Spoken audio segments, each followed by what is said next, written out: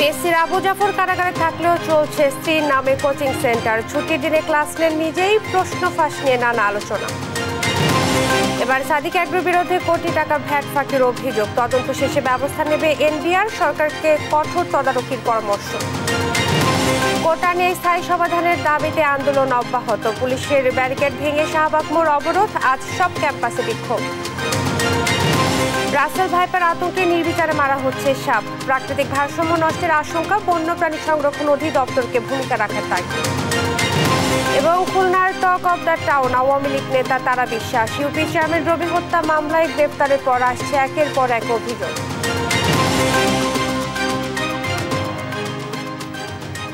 দেখছিলেন সংবাদ শিরোনাম, সঙ্গে আছি আমি শাহজাহান মনি। এবারে বিস্তারিত।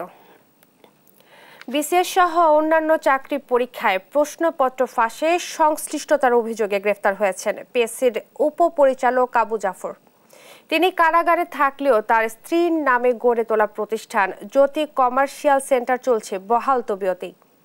সরকারি চাকরিতে নিয়োগে দেশের একমাত্র স্বায়ত্তশাসিত প্রতিষ্ঠানের কর্মকর্তা কিভাবে চাকরি প্রস্তুতির কোচিং সেন্টার চালান? সরেজমিনে তদন্তে দেশ টিভির ক্যামেরা জ্যোতি কমার্শিয়াল সেন্টারে।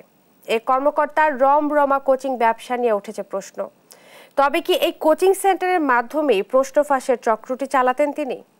মাহমুদ হাসানের 2 পর্বের ধারাবাহিকের আজ প্রথম পর্ব, ক্যামেরা ছিলেন উজ্জ্বল হোসেন। আবু জাফর কর্মরত আছেন বিপিএসসির উপপরিচালক হিসেবে। সম্প্রতি বিসিএস সহ অন্যান্য চাকরি পরীক্ষার প্রশ্ন জালিয়াতিতে সংশ্লিষ্টতার অভিযোগে গ্রেপ্তার হন তিনি। এখন রয়েছেন কারাগারে। পাবলিক সার্ভিস কমিশনের এ কর্মকর্তা কারাগারে থাকলেও তার স্ত্রীর নামে গড়ে তোলা প্রতিষ্ঠান জ্যোতি কমার্শিয়াল সেন্টার চলছে বহাল তবিয়তেই। নাম কমার্শিয়াল সেন্টার হলেও আদতে এটি একটি কোচিং সেন্টার, যেখানে সরকারি চাকরির প্রস্তুতির কোর্স করানো হয়। সরকারি নিয়োগে দেশের একমাত্র স্বায়ত্তশাসিত প্রতিষ্ঠানের কর্মকর্তা কিভাবে চাকরি প্রস্তুতির কোচিং সেন্টার চালান, তার সরজমিন তদন্তে দেশ টিভির ক্যামেরা জ্যোতি কমার্শিয়াল সেন্টারে।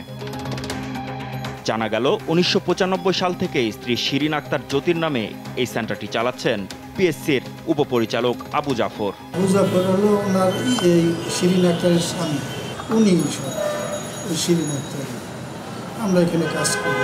উনিও এরকম খণ্ডকালীনই আসে আর কি, তো একেবারে ফুললি এখানে ওনার তো অফিস আছে, উনি অফিস করে মাঝে মধ্যে আসেন এইভাবে আর কি। আমি যতটুকু জানি উনি একজন উপপরিচালক। তা তো অবশ্যই ডিডি। 70,000 টাকায় ভাড়া নেয়া অফিসে শিক্ষার্থী প্রায় 200। কর্মকর্তারা জানালেন সাপ্তাহিক ছুটির দিনে ক্লাস নেন সেন্টারটির পরিচালক আবু জাফর ও তার স্ত্রী জ্যোতি। আবু জাফর উনি এখানে আসেন কখন? উনি খুব কম আসেন, চাকরি করে। আবু জাফর সাহেব আসেন মাঝে মাঝে। পিএসসির প্রশ্ন ফাঁসে জড়িত থাকার অভিযোগে গ্রেপ্তার কর্মকর্তার রমরমা এই কোচিং ব্যবসা নিয়ে উঠেছে প্রশ্ন। তাহলে কি এই কোচিং সেন্টারের মাধ্যমে প্রশ্ন ফাঁসের চক্রটি চালাতেন তিনি? শিক্ষক আছে, এরা সবাই সরকারি জব করে, এরা এসে 1 ঘন্টা 2 ঘন্টা ক্লাস নিয়ে চলে। তাও এখানে স্টুডেন্ট ছিল, তারা এখন চাকরি পেয়েছে, এরা এখানে এসে ক্লাস নেয়। হ্যাঁ, এখানে পড়াশোনা করলে চাকরি পাওয়া নিশ্চিত। আচ্ছা, উনি তো আর 3য় বা 4র্থ শ্রেণীর কর্মকর্তা না, উনি এখানে আসেন ক্লাস নিতে। পরীক্ষার কোশ্চিন কি ওনার পক্ষ থেকেই আসে? না, এই শিক্ষকরাই করেন নাকি। পিএসসির কর্মকর্তা আবু জাফরের এই কোচিং সেন্টারের তত্ত্বাবধায়কের সঙ্গে কথার ফাঁকে বেরিয়ে আসে প্রশিক্ষকদের তালিকা, যা দেখে চোখ চড়ক গাছ এই প্রতিবেদকের। চমকপ্রদ সেই তথ্য থাকছে পরের পর্বে। মাহমুদ হাসান, দেশ টিভি, ঢাকা। এবার কোটি টাকা ভ্যাট ফাঁকির অভিযোগ উঠেছে ছাগল কাণ্ডে আলোচিত সাদিক অ্যাগ্রোর বিরুদ্ধে। প্রতিষ্ঠানটির 4টি আউটলেটে বিক্রি কম দেখিয়ে ভ্যাট ফাঁকি দেওয়ার তথ্য প্রমাণ পেয়েছে জাতীয় রাজস্ব বোর্ডের ভ্যাট অনুবিভাগ। তাদের গোয়েন্দা সেলের তদন্ত শেষে ব্যবস্থা নেওয়া হবে বলে জানিয়েছেন কর্মকর্তারা। আর টিআইবি বলছে কর ফাঁকি বন্ধে সরকারের আরও কঠোর পদক্ষেপ নেওয়া দরকার। নূপুর মাহমুদের রিপোর্টে বিস্তারিত। একের পর এক অভিযোগ আসছে আলোচিত সাদিক অ্যাগ্রোর বিরুদ্ধে। এবার প্রতিষ্ঠানটির বিরুদ্ধে কর ফাঁকির অভিযোগে তদন্তে নেমেছে জাতীয় রাজস্ব বোর্ড। সাদিক অ্যাগ্রোর 4টি আউটলেটে বিক্রয় ও মূসক সংক্রান্ত দলিলাদি জব্দের পর প্রাথমিকভাবে বড় অঙ্কের ভ্যাট ফাঁকির প্রমাণ পেয়েছে তারা।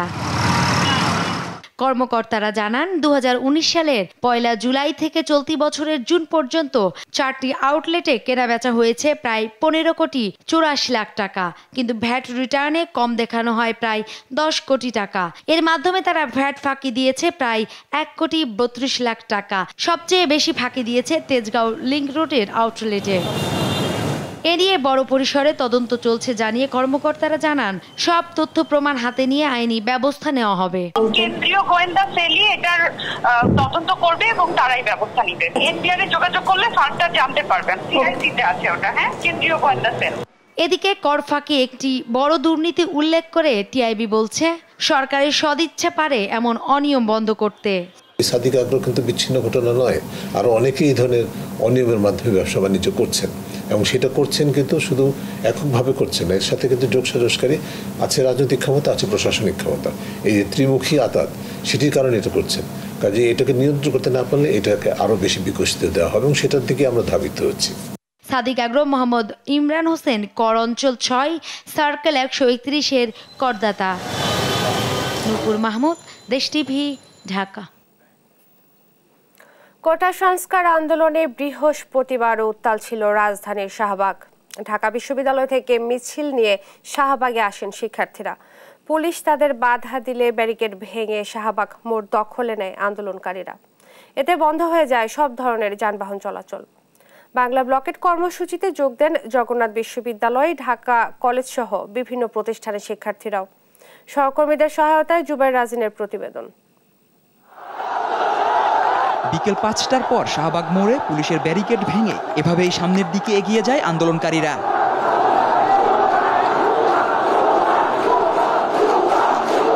পূর্বঘোষিত কর্মসূচির কারণে বৃহস্পতিবার দুপুরের পর থেকেই শাহবাগ মোড়ের বিভিন্ন স্থানে অবস্থান নেয় আইনশৃঙ্খলা বাহিনীর পর্যাপ্ত সংখ্যক সদস্য। 4টার পর থেকেই ঢাকা বিশ্ববিদ্যালয়ের ক্যাম্পাস থেকে বিভিন্ন স্লোগানে শাহবাগের দিকে অগ্রসর হতে থাকেন শিক্ষার্থীরা। তবে শাহবাগ মোড়ে ব্যারিকেড দেয় পুলিশ। এতে পুলিশের সঙ্গে আন্দোলনকারীদের কিছু সময় ধস্তাধস্তি হয়। ব্যারিকেড ভেঙে পুলিশ সদস্যদের ঠেলে শাহবাগ মোড় ও মেট্রো রেল স্টেশনের নিচে অবস্থান নেন শিক্ষার্থীরা। পিছু হটতে বাধ্য হন পুলিশ সদস্যরা। এ সময় কিছু শিক্ষার্থীকে পুলিশের সাজোয়া যানের ওপর উঠে উল্লাস করতে দেখা যায়। বিভিন্ন স্লোগান দিতে থাকেন তারা। অন্যদিকে মিছিলের একটি অংশ শাহবাগ মোড়ে অবস্থান নেয়। এ সময় তারা বিভিন্ন স্লোগান দিতে থাকেন। বাংলাদেশে কোটা বৈষম্য চাই না, আমরা শিক্ষার্থীরা চাই মেধার ভিত্তিতে চাকরি হোক। আমি চাকরি না পাই কিন্তু আমার মেধাবী ভাইটি চাকরি পাক। বাংলাদেশের শিক্ষার্থীরা বারবার প্রতারিত হবার কারণে তাদের যে আস্থার ঘাটতি তৈরি হয়েছে, সরকারের প্রতি বিশ্বাসের ঘাটতি তৈরি হয়েছে, এই জন্য কিন্তু শিক্ষার্থীরা দায়ী নন। এই জন্য এই দেশ যারা চালিয়েছেন আগে, এখন যারা চালাচ্ছেন তাদেরই কিন্তু এই দায়টি নিতে হবে। এদিকে ঢাকা কলেজের সামনে থেকে মিছিল নিয়ে যাওয়ার সময় নীলক্ষেতে আটকে দেয় পুলিশ। পরে মিছিলটি আবারও ঢাকা কলেজের গেটে ফিরে আসে। আর জগন্নাথ বিশ্ববিদ্যালয়ের শিক্ষার্থীদের একটি মিছিল মৎস্য ভবন পেরিয়ে শাহবাগের দিকে আসে। জুবাইর রাজিন, দেশ টিভি, ঢাকা। কোটা সংস্কারের দাবিতে আন্দোলন চালিয়ে যাওয়ার ঘোষণা দিয়েছে বৈষম্য বিরোধী ছাত্র আন্দোলন। নেতারা জানান, স্থায়ী সমাধান না পাওয়া পর্যন্ত রাজপথে চলবে কর্মসূচি। নতুন কর্মসূচি অনুযায়ী শুক্রবার বিকেল 4টায় দেশের সব বিশ্ববিদ্যালয়ে বিক্ষোভ মিছিল করবে বৈষম্য বিরোধী ছাত্র আন্দোলন। বৃহস্পতিবার রাত 8টায় শাহবাগে নতুন কর্মসূচি ঘোষণা করেন আন্দোলনের সমন্বয়ক নাহিদ হাসান।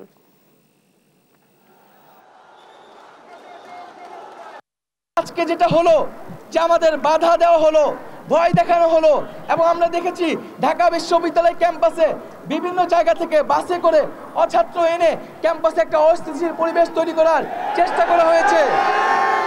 আমরা স্পষ্টভাবে বলতে চাই যে আমাদের কোনো রাজনৈতিক পক্ষ বিপক্ষ এখানে নাই, কিন্তু শিক্ষার্থীদের আন্দোলনে কোনো ধরনের যদি বাধা দেওয়া হয় তাহলে কিন্তু আমরা দেখবো না কে বাধা দিচ্ছে আমাদেরকে। সারা দেশে যে হামলা করা হয়েছে, বাধা দেওয়া হয়েছে এবং যারা বাধা দিয়েছে তাদের বিচারের দাবিতে আগামীকাল বিকাল 4টায় সারা দেশের সকল ক্যাম্পাসে বিক্ষোভ মিছিল ও সমাবেশ অনুষ্ঠিত হবে। কোটা বাতিলে 2018 সালে জারি করা পরিপত্র অবৈধ ঘোষণা করে দেয়া সংক্ষিপ্ত রায় প্রকাশ করেছেন হাইকোর্ট। বৃহস্পতিবার সন্ধ্যায় প্রকাশিত রায়ে বলা হয়, কোনো পাবলিক পরীক্ষায় কোটা পূরণ না হলে সাধারণ মেধা তালিকা থেকে শূন্যপদ পূরণের স্বাধীনতা থাকবে। সরকার চাইলে কোটা পদ্ধতি পরিবর্তন ও পরিবর্ধনও করতে পারবে। বিস্তারিত শামীম আক্তারের রিপোর্টে।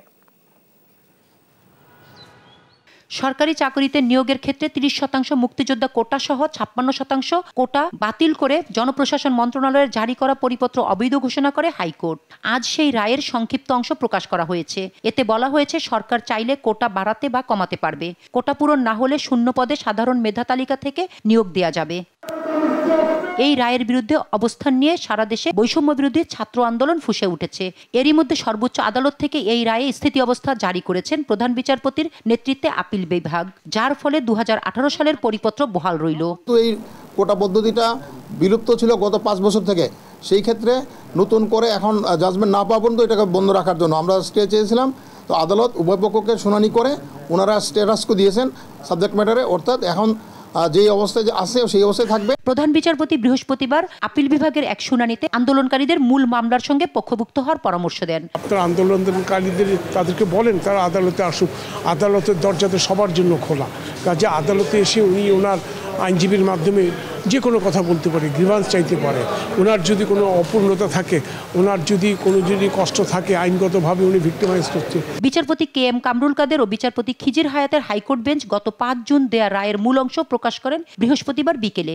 কোটা পুনর্বহালে হাইকোর্টের দেয়া রায় পাওয়ার ৩ মাসের মধ্যে সরকারি চাকুরিতে নবম গ্রেড প্রথম শ্রেণী ও দশম থেকে ত্রয়োদশ গ্রেড দ্বিতীয় শ্রেণী সরকারি চাকুরির কোটা পুনর্বহালের নির্দেশনা দেয় হাইকোর্ট।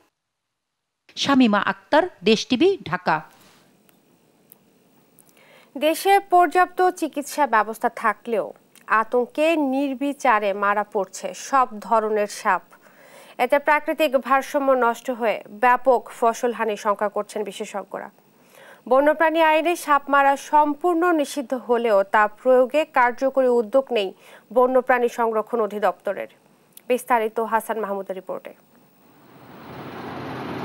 মাদারীপুরের শিবচরের চর জানাজাতের বাসিন্দা মমিন শেখ গেল রোববার বাড়ির পাশে দেয়া জালের বেড়ায় কামড়ের শিকার হন রাসেলস ভাইপারের।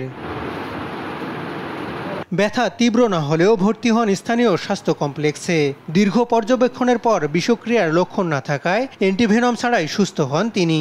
দেখে দেখে তারা রাসেল ভাই কামড় তোমার দিয়েছে ঠিকই, দাঁত বইছে ঠিকই বইতে পারে, কিন্তু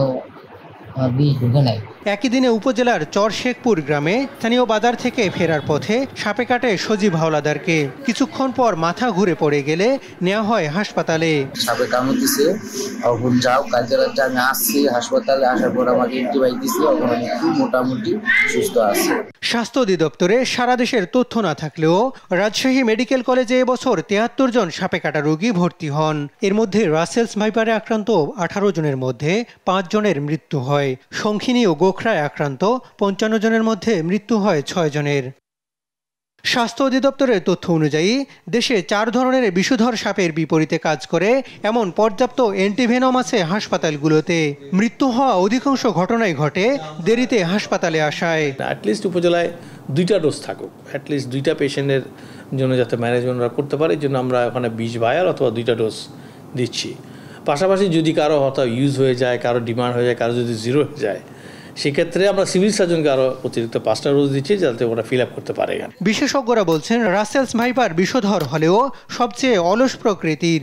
অকারণে এ সাপ মারায় ব্যাপক ফসলহানির শঙ্কা বিশেষজ্ঞদের। ফসলের যে প্রধান ক্ষতিকর প্রাণী ইঁদুর, এই ইঁদুরটা কিন্তু প্রাকৃতিকভাবে দমন করে চন্দ্রবোরা সাপ সহ আমাদের যে সাপগুলো, বড় সাপগুলো, বিশেষত বিষধর সাপগুলো, সেইগুলোই কিন্তু এই ইঁদুরের সংখ্যা নিয়ন্ত্রণে রাখে।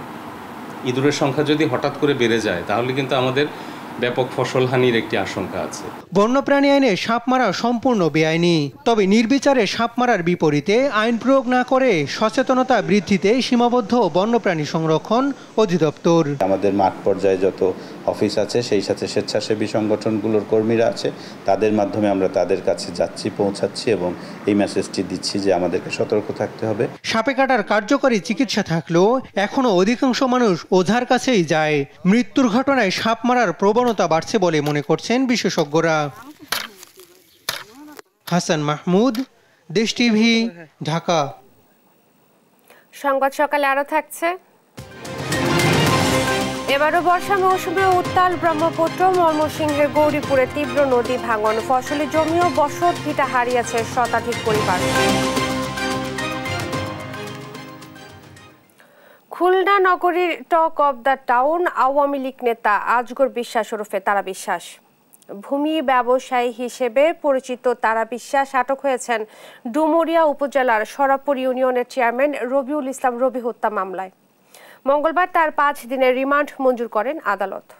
তারা বিশ্বাসের বিরুদ্ধে জমি রেজিস্ট্রি করে পাওনাদারদের টাকা পরিশোধ না করা, গ্রাহকদের কাছ থেকে টাকা নিয়েও প্লট বুঝিয়ে না দেয়া, সরকারি জমি দখল সহ নানা অভিযোগ উঠেছে। সহকর্মী নূর ইসলাম রকির তথ্যচিত্রে সালমা জাহানের ডেস্ক রিপোর্ট। খুলনা জেলার আওয়ামী লীগ সদস্য আজগর বিশ্বাস, সবাই তারা বিশ্বাস নামে চেনে। জমি ও প্লট ব্যবসায়ী হিসেবেও তার পরিচিতি বেশ। 5টি প্রতিষ্ঠানের প্রধান নির্বাহীর দায়িত্বে আছেন তারা বিশ্বাস। এগুলো হলো বিশ্বাস প্রপার্টিজ, বিশ্বাস ডেভেলপমেন্ট অ্যান্ড কনস্ট্রাকশন, বিশ্বাস ফিশ অ্যান্ড এগ্রো, বিশ্বাস মাল্টিমিডিয়া এবং বিশ্বাস অনলাইন। তার রয়েছে 60 লাখ টাকা মূল্যের 2টি প্রাইভেট কার, 50 ভরি স্বর্ণ, নিজ নামে 5 বিঘা কৃষি জমি, 30 শতক অনাবাদি জমি, দালান অ্যাপার্টমেন্ট এবং মৎস্য খামার। তারা বিশ্বাসের বাড়িতে গিয়ে পরিবারে কাউকে পাওয়া যায়নি। এমনকি তার অফিসে বক্তব্য নিতে গেলে অফিসে কেউ নেই বলে জানান সিকিউরিটি গার্ড। আমাদের লোক যদি না থাকে আপনি কার সাথে কথা বলবেন? কেউ নাই। না, তেমন কেউ না। পুলিশের প্রভাব খাটিয়ে নির্যাতন, জমি রেজিস্ট্রি করে টাকা পরিশোধ না করা এবং টাকা নিয়ে প্লট বুঝিয়ে না দেওয়ার অভিযোগ করেছেন ভুক্তভোগীরা। তারা বিশ্বাসকে রেজিস্ট্রি করে দিছি, মানে টাকা আনতে গেলে টাকা দিইনি, আপনাকে জমি নাই। তারা বিশ্বাস বলে যে ওই জায়গা আমার ভাগ্নে টাগ্নে আছে, তাদের বলে তোমরা সরে যাও, ওনে থাকা যাবে না, আমি মার্কেট করব। বাসার পাশেই একটা জমি ছিল, জমিটা না দেওয়ার কারণে উনি বিভিন্ন সময় আমাকে পুলিশ দিয়ে তার অফিসে উঠায় নিয়ে গেছে। আমি একটা জমি নিয়েছিলাম 2 বছর আগে, আমার জমিটা বুঝায়ও দেয় না। এরকম আরো অনেক লোকের কাছ থেকে এরকম টাকা পয়সা নিয়ে উনি জমি বুঝাই দিচ্ছে না। সম্প্রতি ডুমুরিয়া উপজেলা নির্বাচনে চেয়ারম্যান পদে পরাজিত হয়েছেন তারা বিশ্বাস। এরপর এ উপজেলার সরাবপুর ইউনিয়ন পরিষদ চেয়ারম্যান রবি গেল 6 জুন খুন হন। এ ঘটনায় তার স্ত্রী শাইলা ইরিন বাদী হয়ে মামলা করেন তারা বিশ্বাসের বিরুদ্ধে। তারা বিশ্বাস খালের ওপর দিয়ে অনুমোদন ছাড়াই কালভার্ট ও রাস্তা করেছেন বলে জানান ডুমুরিয়ার গুটুদিয়া ইউপি চেয়ারম্যান। বিভিন্নভাবে ল্যান্ড ব্যবসায়ীদের আক্রমণের ফলে আমাদের ইউনিয়নে আজকে যারা সাধারণ মানুষ বাড়িঘর করে এখানে বসবাস করছেন তাদের অনেক ভোগান্তিতে পড়তে হচ্ছে। জমি রেজিস্ট্রি করার সময় অস্ত্র হাতে কালো গাড়ি নিয়ে আসেন তারা বিশ্বাস। বেশিরভাগই গাড়ির কাগজপত্র নেই বলে জানান ডুমুরিয়া উপজেলা পরিষদ চেয়ারম্যান। উনি যে গাড়িগুলা ব্যবহার করেন ম্যাক্সিমামই হচ্ছে আপনার কাগজপত্রবিহীন এবং কালো গ্লাসের গাড়ি, যে গাড়ির নাম্বার প্লেট থাকে না, এবং হুমকি দামকি দিয়ে অশালীন কথাবার্তাগুলো বলেন। নগরীর রায়মহলের বটতলা এলাকায় আলিশান বাড়ির কাছে রয়েছেন বিশ্বাস প্রপার্টিজের বিশাল অফিস। নিউজ ডেস্ক, দেশ টিভি। জানবো বাজার পরিস্থিতি। সাধারণ মানুষের নাগালের বাইরে নিত্যপণ্যের দাম, নিত্যপণ্যের বাজার দর জানাতে মানিকগঞ্জ থেকে যুক্ত হচ্ছেন সহকর্মী আব্দুল আলিম। আলিম, বাজার দর কেমন দেখছেন এবং কি বলছেন ক্রেতা বিক্রেতারা, জানাবেন। ধন্যবাদ ইশরাত। উত্তাপ যেন কিছুতেই কমছে না নিত্যপণ্যের বাজারে। তো অনেকটাই দিশেহারা হয়ে পড়েছেন নিম্নবিত্ত, মধ্যবিত্ত এবং খেটে খাওয়া মানুষেরা, এবং তারা কিন্তু বলছেন যে বাজারে আসলে কিন্তু অনেকটা দীর্ঘশ্বাস ফেলতে হচ্ছে তাদের, এবং তারা ভোক্তারা যেটি বলছেন যে সরকারিভাবে আসলে বাজার মনিটরিং জোরদার না থাকার কারণে কিন্তু প্রতিটি পণ্যের দাম কিন্তু ঊর্ধ্বমুখী। সবজি, মাছ, মাংস, আলু, পেঁয়াজ, আদা, রসুন, প্রায় সব কিছুরই দাম যে পরিমাণে ঊর্ধ্বগতি, এতে করে খেটে খাওয়া এবং নিম্নবিত্ত পরিবার তাদের সংসার চালাতে কিন্তু হিমশিম খাচ্ছে। তো আমরা বলতে চাই যে আলু 60 টাকা কেজি, আর কাঁচামরিচ তো সেঞ্চুরি পার করেছেন, কাঁচামরিচ 300 টাকা কেজি, পেঁয়াজ 100 টাকার উপরে, তো আর আদা 300 টাকা কেজি, রসুন 280 টাকা কেজি। তো সব মিলিয়ে বলা যায় যে নিত্যপণ্যের বাজারে কিন্তু একটা যে উত্তাপ, সেই উত্তাপ কিন্তু একের পর এক বেড়ে চলেছে। তো এই কাঁচামরিচের দাম বহু করে যে পরিমাণে বাড়ছে, এতে করে নিম্নবিত্ত মধ্যবিত্ত পরিবারের যে সাধারণ ক্রেতারা আসছেন তারা যেটি বলছেন যে এভাবে দাম বাড়তে গেলে অনেকে কিন্তু সংসার চালানোটা অনেকটাই দায় হয়ে পড়বে বলে জানিয়েছেন। এছাড়া কিন্তু মাছ মাংসের বাজারের চড়া তারা যেটি বলছেন যে তাদের যে আয় সে আয় ঠিকই রয়ে গেছে, কিন্তু ব্যয়ের পরিমাণ দিন দিন যে পরিমাণে বাড়ছে, এতে করে কিন্তু তারা সংসার চালানোটা অনেকটাই কষ্টসাধ্য হয়ে পড়ছে বলে ভোক্তারা বলছেন। তো ভোক্তারা যেটি বলছেন যে এই বাজার মনিটরিং এবং বাজার তদারকি সরকারের পক্ষ থেকে তেমন ওই কার্যত পদক্ষেপ না নেওয়ার কারণেই বাজারের এই অবস্থা বলে তারা দায়ী করেছেন। এবং ভোক্তারা যেটি বলছেন যে সরকারিভাবে অবশ্যই যেন বাজার মনিটরিং করে নাগালের মধ্যে যেন বাজার আনার চেষ্টা করে, নিয়ন্ত্রণ করে, তার জোর দাবি জানিয়েছে। তো আমরা কথা বলেছি ভোক্তা অধিকার সংরক্ষণ অধিদপ্তরের যে সহকারী পরিচালক আসাদুজ্জামান রুবেল রয়েছে তার সাথে, এবং তিনি যেটি বলছেন যে তারা নিয়মিত বাজার মনিটরিং করছেন, চেষ্টা করছেন যে যাতে কোনো অসাধু চক্রের দ্বারা বাজার যেন নাগালের বাইরে এবং জনসাধারণের যেন ইয়ের মধ্যে না থাকে বাইরে না চলে যায়, তার চেষ্টা করছেন। তো এক্ষেত্রে আর যে বাংলাদেশ কনজিউমার অ্যাসোসিয়েশনের যে সাধারণ সম্পাদক তিনি রয়েছেন তার সাথে কথা বলেছি। তিনি যেটি বলছেন যে বাজারে যে একটি অসাধু চক্র কিন্তু নিয়মিতই তারা সিন্ডিকেট করে একের পর এক পণ্যের দাম বৃদ্ধি করে চলেছে। সেক্ষেত্রে যে প্রশাসনিক যে ব্যবস্থা সেই ব্যবস্থা নিচ্ছে না। তো তারা যেটি বলছেন যে জেলা প্রশাসনের মাধ্যমে যেন অবশ্যই বাজার মনিটরিংটা বৃদ্ধি করে এবং এই বাজার নিয়ন্ত্রণের চেষ্টা করে, না হলে কিন্তু এই নিম্নবিত্ত এবং খেটে খাওয়া মানুষরা কিন্তু একটি দুর্বিষহ জীবনযাপন করবে। এবং ভোক্তারা যেমন খেটে খাওয়া মানুষের যে দাবি জানিয়েছেন যে বাজার নিয়ন্ত্রণে যেন সরকারিভাবে অবশ্যই কোনো পদক্ষেপ নেয়, তার জোর দাবি জানিয়েছে। তো ইশরাত, এই ছিল আমার কাছে বাজার থেকে সর্বশেষ খবর। আলিম, আপনাকে ধন্যবাদ। মানিকগঞ্জ থেকে বাজার পরিস্থিতি নিয়ে বলছিলেন সহকর্মী আব্দুল আলিম। চলে যাচ্ছি পরের প্রসঙ্গে। প্রতি বছর বর্ষা মৌসুম এলেই উজানের ঢলে উত্তাল হয় ব্রহ্মপুত্র নদী। এতে নদী পাড়ে বেড়ে যায় ভাঙন। এবছরও ময়মনসিংহের গৌরীপুরে শুরু হয়েছে তীব্র নদী ভাঙন। এর মধ্যে ফসলি জমি ও বসত ভিটা হারিয়েছেন শতাধিক পরিবার।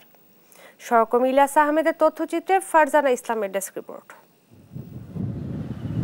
চোখের সামনেই নদীগর্ভে বসত ভিটা আর ফসলি জমি হারিয়ে এখন ঠিকানাহীন আব্দুল খালেক। পরিবার পরিজন নিয়ে পড়েছেন বিপাকে।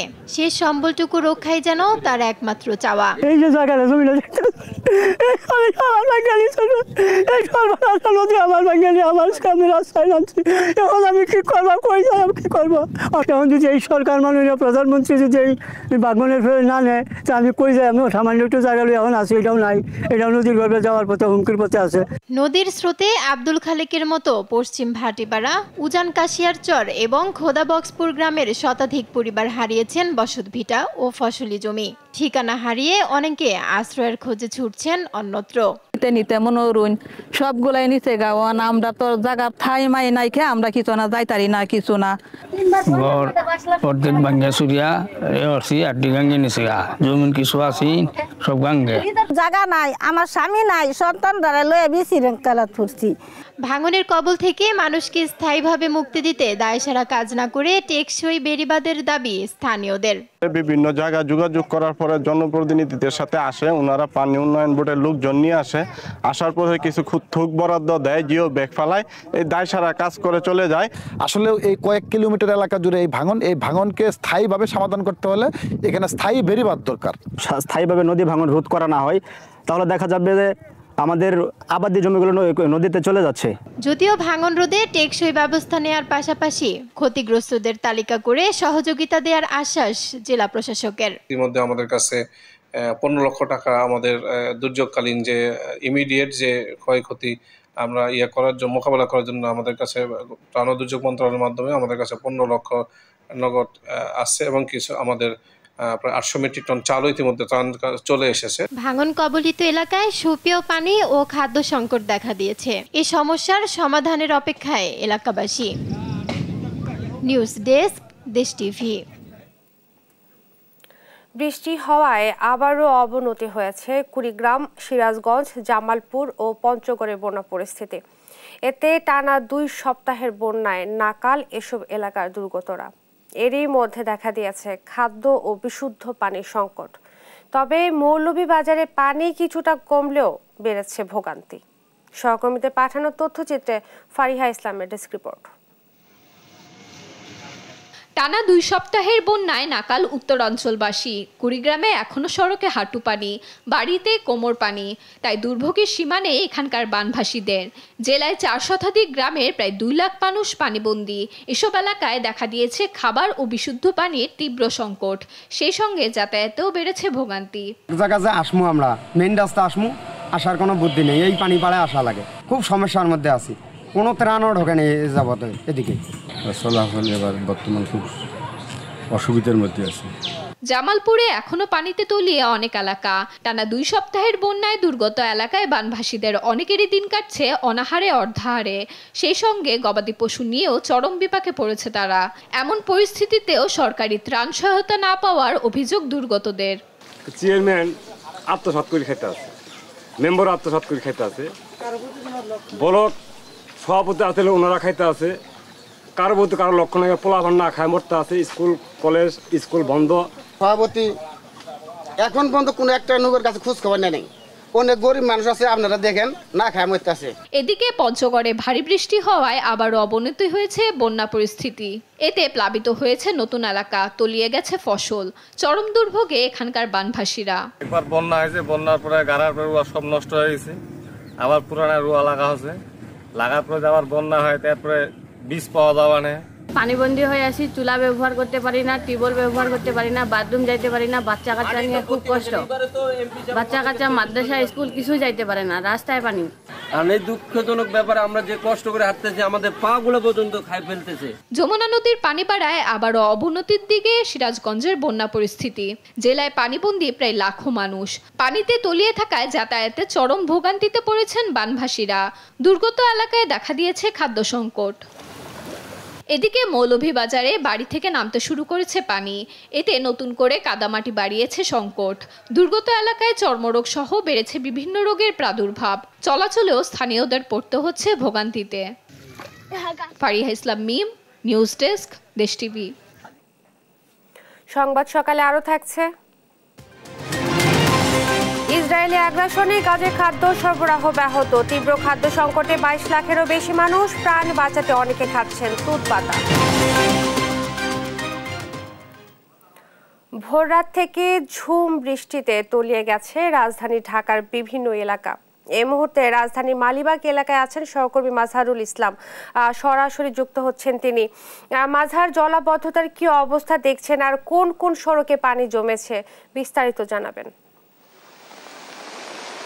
জি, আপনাকে ধন্যবাদ। আপনি যেমনটা বলছিলেন যে রাজধানীতে সকাল থেকে বৃষ্টিতে কিন্তু ইতিমধ্যে রাজধানীর বিভিন্ন অঞ্চল তলিয়ে গেছে। এই মুহূর্তে আছি মূলত আমরা রাজধানীর মালিবাগ মোড়ে। আপনি দেখতে পাচ্ছেন যে আমার পেছনে কি পরিমাণ পানি, এবং এই পানি কিন্তু শুধু মালিবাগ মোড় না, আশপাশের বিভিন্ন অঞ্চলে কিন্তু ছড়িয়ে গেছে। এবং বৃষ্টি এত বেশি ভারী বৃষ্টির কারণে কিন্তু আশপাশের অঞ্চল পানির নিচে তলিয়ে গেছে, যার ফলে ভোগান্তিতে পড়েছেন কিন্তু সাধারণ মানুষ। এবং সকাল থেকেই যারা বিভিন্ন কাজে বের হয়েছেন তারা বিপাকে পড়েছেন, বিশেষ করে নিম্নায়ন মানুষ। আপনি দেখতে পাচ্ছেন যে এত বেশি পানি যে গাড়ি যেগুলো আছে সেগুলো তাদেরকে হেডলাইট জ্বালিয়ে যেমন চলতে হচ্ছে বৃষ্টির কারণে, একই সাথে তাদেরকে কিন্তু গাড়ি খুব ধীর গতিতে চালাতে হচ্ছে। এবং আমরা কিন্তু দেখেছি যে বিভিন্ন জায়গায় রিক্সা বা ছোট যানবাহনগুলো তারা আটকে গেছে এবং উল্টে গেছে ক্ষেত্র বিশেষ। এবং মানুষ কিন্তু বলছে যে এই যে রাজধানীর যে ড্রেনেজ ব্যবস্থা, এই যে ভারী বৃষ্টি, বর্ষাকালে বৃষ্টি হবে এটা স্বাভাবিক ব্যাপার, কিন্তু ভারী বৃষ্টিতে যে এই যে রাজধানীর জলাবদ্ধতা তৈরি হয় এটা কিন্তু তাদের চরম ভোগান্তিতে পড়তে হয়। যদিও আমাদের সিটি কর্পোরেশন মেয়র প্রায়ই বলে থাকেন যে আমাদের ড্রেনেজ ব্যবস্থা আগের যে কোনো সময়ের চেয়ে ভালো হয়েছে, কিন্তু যখন ভারী বৃষ্টি হয় তখন কিন্তু সেই কথাগুলো, তাদের কথার সাথে বাস্তবতার কোনো মিল কিন্তু খুঁজে পাওয়া যায় না। এই যে সকালের 3-4 ঘন্টা বৃষ্টিতে যে এত বেশি ভারী জলাবদ্ধতা, এবং আজকে যদি সারাদিন এই বৃষ্টি চলমান থাকে তাহলে রাজধানীর অনেক অঞ্চলে কিন্তু একেবারে স্থবির হয়ে যাবে, জনজীবনে স্থবির হয়ে যাবে, মানুষের ভোগান্তি কিন্তু বাড়বে। এবং যে পরিমাণ পানি, মনে হচ্ছে যে এটি কোনো সমুদ্র সৈকত অথবা নদীর পানি এখানে ঢেউ খেলছে এবং আপনি দেখতে পাচ্ছেন যে মানুষ কিন্তু বৃষ্টিতে ভিজছে এবং কিছু মানুষ কিন্তু রীতিমতো বিপাকেই পড়েছেন এবং আশপাশের যে রাস্তাগুলো আছে যেগুলো মানুষের যাতায়াত এবং আবাসিক অঞ্চলগুলোতে কিন্তু পানি ঢুকে গেছে এবং আশপাশের যে ছোট দোকানগুলো আছে এই দোকানগুলো কিন্তু আমরা সকাল থেকে বন্ধ দেখতে পাচ্ছি এবং আমরা দেখছি যে অনেক মানুষ হচ্ছে আশপাশের যে সেই জায়গা অনুযায়ী তাদেরকে বিভিন্ন রকমের চরম ভোগান্তিতে পড়তে হয়েছে এবং যারা হচ্ছে যাদের বাড়ির সামনে পানিগুলো জমেছে তারা কিন্তু সকাল থেকে বিভিন্ন গন্তব্য তারা যেতে পারছেন না। আমরা কিন্তু সাধারণ মানুষের সাথে কথা বলেছিলাম, তারা যেটা বলছে যে তাদেরকে বের হওয়ার আগে অনেকবার ভাবতে হচ্ছে, যার ফলে কারণ তারা জানেন তাদের বাসার সামনে পানি জমে যাবে এবং তারা কিন্তু এই জিনিসগুলো জানেন যে যখনই বেশি বৃষ্টি হয় তখনই কিন্তু জলাবদ্ধতায় পরিণত হয় রাজধানীর অনেক অঞ্চল। এবং আমি যদি আপনাকে কয়েকটা অঞ্চলের কথা বলি আজকে সকাল থেকে, সেটি হচ্ছে শান্তিনগর, মালিবাগ, মৌচাক মোড় এবং বিশেষ করে এই অঞ্চলগুলোতে এবং নিউ মার্কেট এই অঞ্চলগুলোতে কিন্তু ভারী বৃষ্টিতে আপনার ব্যাপক জলাবদ্ধতা তৈরি হয় এবং পানি নিষ্কাশনের সঠিক ব্যবস্থাপনা না থাকায় কিন্তু এই অঞ্চলের মানুষগুলোকে কিন্তু চরম ভোগান্তিতে পড়তে হয় এবং যে পরিমাণ বৃষ্টি পড়ছে এই বৃষ্টি যদি সারাদিনই চলমান থাকে তাহলে সামনের সময়গুলোতে আরো কি পরিমাণ জলাবদ্ধতা তৈরি হবে সেটা হয়তো বা দেখার অপেক্ষায় আমাদের থাকতে হবে। আপনি জানেন যে বর্ষা আসার আগে আমাদের 2 সিটি কর্পোরেশনের মেয়র কিন্তু বলেছিলেন, ইভেন স্থানীয় সরকার মন্ত্রী, যে কোনো সময়ের চেয়ে এবছর আমাদের ড্রেনেজ ব্যবস্থা ভালো। এই ভালো ড্রেনেজ ব্যবস্থার মধ্যেই কিন্তু এই ভারী বৃষ্টিতে মানুষের ভোগান্তি বেড়েছে এবং মানুষ কিন্তু চরম বিপাকে পড়েছেন এবং তারা চাচ্ছেন কথায় নয় কাজের মাধ্যমে যেন সিটি কর্পোরেশনের মেয়র এবং স্থানীয় সরকার মন্ত্রণালয় মূলত যারা এই জিনিসগুলো নিয়ে কাজ করে তারা যেন কাজের মাধ্যমে জনগণকে এই ধরনের ভোগান্তি থেকে কিছুটা হলেও রক্ষা করতে পারে সেই ব্যবস্থাপনা কিন্তু তাদের থাকা উচিত। এই ছিল রাজধানীর মালিবাগ মোড় থেকে জলাবদ্ধতা সম্পর্কিত আমার কাছে সর্বশেষ তথ্য। মাঝার আপনাকে ধন্যবাদ। বৃষ্টির কারণে সৃষ্ট জন দুর্ভোগ নিয়ে বলছিলেন সহকর্মী মাজহারুল ইসলাম। এবার আন্তর্জাতিক প্রসঙ্গ। গাজা উপত্যকা জুড়ে ইসরায়েলি সেনাদের তাণ্ডবে নতুন করে প্রাণ গেছে আরও 26 ফিলিস্তিনির। শুক্রবার এ তথ্য জানিয়েছে সংবাদ মাধ্যম আল জাজিরা। বৃহস্পতিবার ইসরায়েলি নির্দেশ অনুযায়ী বাড়িঘর থেকে পালাতে থাকা ফিলিস্তিনিদের রাস্তায় গুলি করে হত্যা করা হচ্ছে বলে জানা গেছে। এমনকি রাস্তায় পড়ে থাকা মরদেহ উদ্ধার করতে দিচ্ছে না ইসরায়েলি বাহিনী। এদিকে উত্তর গাজায় সুজাইয়া এলাকা থেকে অন্তত 60 জনের মৃতদেহ উদ্ধার করা হয়েছে। 2 সপ্তাহের টানা হামলার পর সেখানকার প্রায় 85% বাড়িঘর ধ্বংস হয়ে গেছে।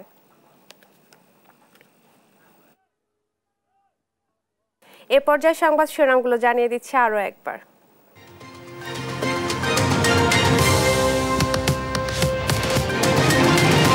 পিএসসির আবু জাফর কারাগারে থাকলেও চলছে স্ত্রীর নামে কোচিং সেন্টার। ছুটির দিনে ক্লাসের নিজেই প্রশ্ন ফাঁস নিয়ে নানা আলোচনা। এবারে সাদিক একদের বিরুদ্ধে কোটি টাকা ভ্যাট ফাঁকির অভিযোগ, তদন্ত শেষে ব্যবস্থা নেবে এনবিআর। সরকারকে কঠোর তদারকির পরামর্শ। কোটানে স্থায়ী সমাধানের দাবিতে আন্দোলন অব্যাহত। পুলিশের ব্যারিকেড ভেঙে শাহবাগ মোড় অবরোধ, আজ সব ক্যাম্পাসে বিক্ষোভ। রাসেল ভাইপার আতঙ্কে নির্বিচারে মারা হচ্ছে সাপ। প্রাকৃতিক ভারসাম্য নষ্টের আশঙ্কা, বন্যপ্রাণী সংরক্ষণ অধিদপ্তরকে ভূমিকা রাখার তাগিদ। এবং খুলনার talk of the town Awami League নেতা তারা বিশ্বাস। ইউপি চেয়ারম্যান রবি হত্যা মামলায় গ্রেফতারের পর আসছে একের পর এক অভিযোগ। এই ছিল এখনকার সংবাদ সকাল। পরের বুলেটিন দেখার আমন্ত্রণ রইল। এছাড়া দেশ টিভির সর্বশেষ সব খবর পেতে ভিজিট করুন www.desh.tv। ফেসবুকে আমাদের সঙ্গে যুক্ত থাকুন দেশ টিভি অথবা দেশ টেলিভিশন পেজে। সর্বশেষ ভিডিও পেতে ইউটিউবে আমাদের হ্যান্ডেল @দেশ টেলিভিশন অথবা @দেশ টিভি নিউজ লিখে সার্চ করুন। ধন্যবাদ সবাইকে।